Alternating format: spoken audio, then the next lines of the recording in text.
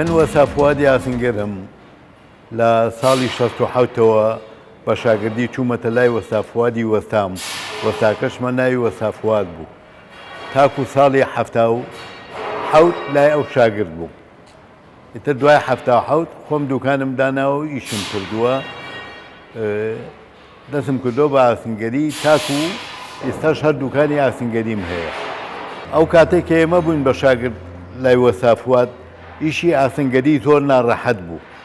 نەخش دروستکردن، دروستکردنی دەرگا و پەنجەرە هەمووی نەرمادەکانی بە پەر چەکرا، بە لێری دەستی کوونەکرا، بۆ یاخی ژەنگمانە کرد. ئیشەکانی هەمووی ئیشی دەست بووە. بەڵام بە نیسبەتی ئێسەوە ئێستا ئیشەکان زۆر ئاسان بووە. کابرا نەخشێکی ئەوێ لەسەر ڕەسمێک ئەچێت لە پلازماکە ئەیاتێ بۆی دەرەکە. یعنی وەستا نامێن، دەوری وەستا نەما. وەستای ناشی ئەکا بە وەستا ئەوە.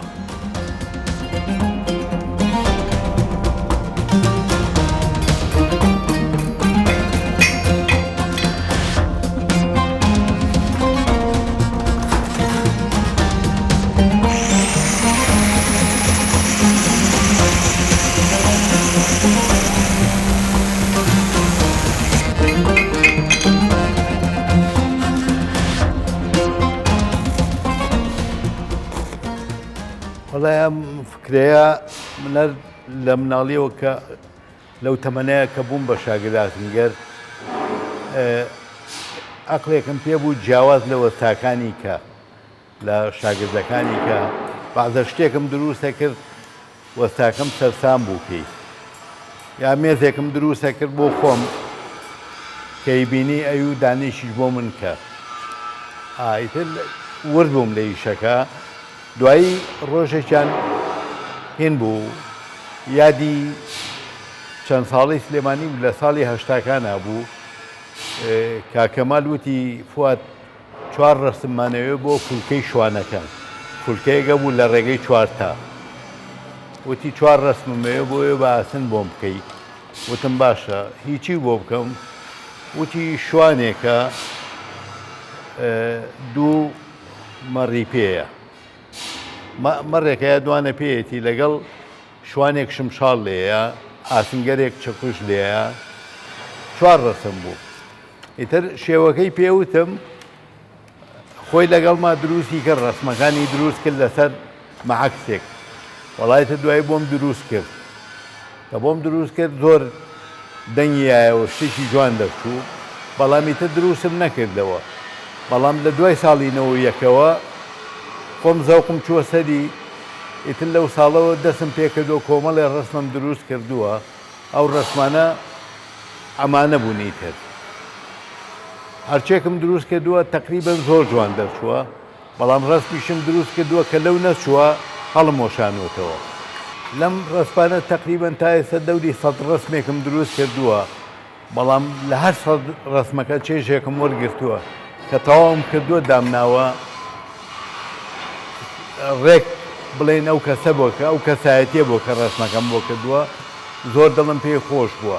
خاستەن لەو ڕەسمانەی ئالەمانەی سەرەوە لە شێخ سەعیدی پیران و شێ مەحموود بەرزانی نەمر و قازی و ئەمانە نییە هەمووی چێژێکم لێ وەرگرتووە. یعنی 100% پێکاومە بۆیە دروستم کردووە.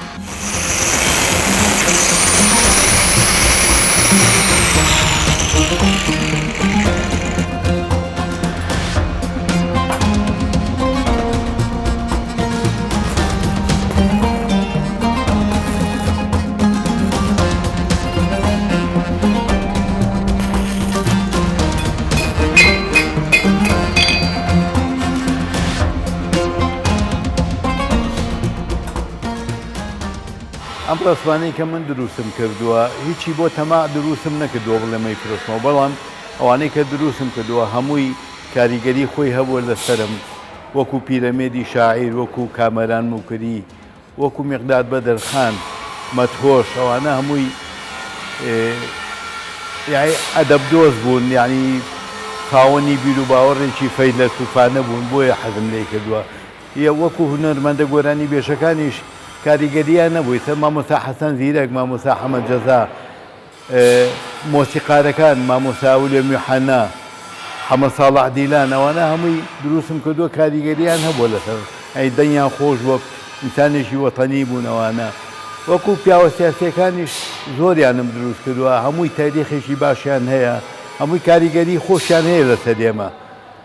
هەتیایەنە هەر زۆر تۆ کاریگەری هەیە لەسەرمان، خۆشەویستە بۆیە دروستمان کردووە. یعنی وەکو شاری شاپل دنیایەکی هێناوەتە پێکەنین، هەموو عالەمی هێناوەتە پێکەنین. ئەوە ڕسمی مەلیکەی لیتیمان کردووە کە مەلیکەی بەریتانیایە، چه ڕێز و حورمەتێکیە لە وڵاتە کە مەلیکەشە.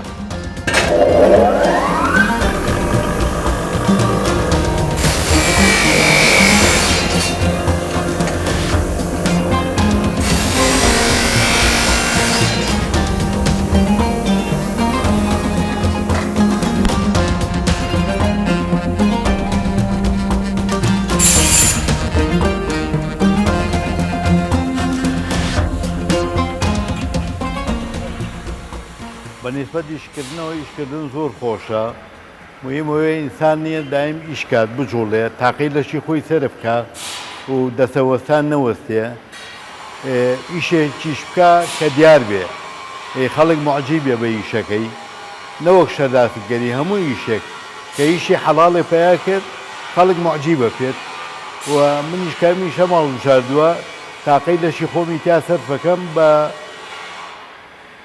گوێرەی توانە، خۆشم هیلاک ناکەم، بەڵام حەزم لەم ئیشەیە کە هەمووی حەرەکەی ئاسنە، چەکوشاویشتنە، ئیشی عەزەڵاتە، لەبەرەوە دەستەوەسان ناوەستین، هەر ئیشەکەین و خواش ڕزقمانەیەت.